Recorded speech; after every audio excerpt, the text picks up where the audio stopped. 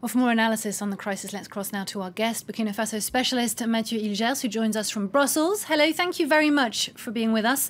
As we just heard our correspondent tell us, there are scenes of looting in the streets of Ouagadougou. Is that something that you would have expected? Yeah, I think that a lot of people were thinking that it was impossible for Compaoré to remain in power because since several years now he was facing a lot of demonstration and protest that were coming from all over the civil society. I mean, there were politicians of the opposition, of course, but also teachers, miners, peasants, cotton producers, lawyers, magistrates. Everywhere was demonstrating since a long period. But the thing, it was in fact that the people were not really connected to each other, and because now they've tried to demonstrate against the change of the article, the Article 37, the famous Article 37, finally I think that Compaoré had given the opportunity for them to be united in a struggle against him, and now he's just paying the consequences of that.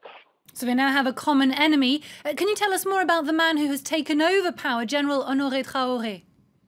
Yes, so he's the head of the military now, and I think that people were discussing since last night and until this morning, because in fact the people from the street were supporting the General Louguet, who is indeed someone very close to the military basis and from the people from the bottom of the hierarchy in the military service.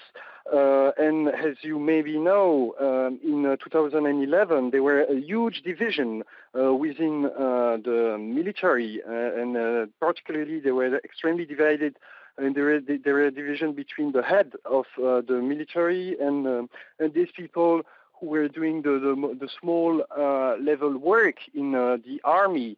And so this is why they were supporting more Louguet, because it appeared that this guy was closest to them, and now apparently it's Traoré who took the power. So it means that I assume they found a kind of agreement. But the first thing now is, of course, to have the peace in the country. And somehow something that we can say is that, of course, there were violence. Of course, some people are dead because they were protesting, and it's of course extremely sad. But on the other hand, it could have been worse, and I think that progressively we hope that it will, the situation will stay as it is now.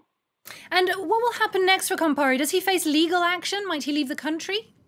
I think that is one of the major questions, and I think that nobody knows exactly what will happen. And I mean, it's not only for Compaoré, it's also for all his entourage. I mean, there are a lot of people who have been involved in this regime, so 27 years at the top of the power. So it means that